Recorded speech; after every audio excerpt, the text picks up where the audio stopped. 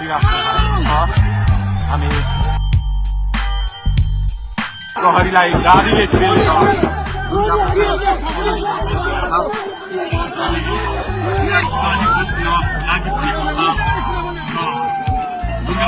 प्रहरीको तोडिसक्नु भएको छ र अब अगाडि सशस्त्र प्रहरीको टोली रहेको छ। उहाँ अगाडि बढिराख्नु भएको छ। यो गाडीमाथि प्रहरीले अन्धाधुन्दा लाठीचार्ज गरिरहेको छ। तपाईँ देख्न सक्नुहुन्छ दुर्गा प्रसाईको गाडीलाई प्रहरीले रोकिराखेको अवस्था। उहाँले यो प्रहरीका सम्पूर्ण सुरक्षा घेरा तोडेर दुर्गा प्रसाई अगाडि बढ्नु भएको छ र यति बेला तिनखुनेको यो पुलबाट अगाडि बढिसकेको छ। यो दृश्य अगाडिपट्टि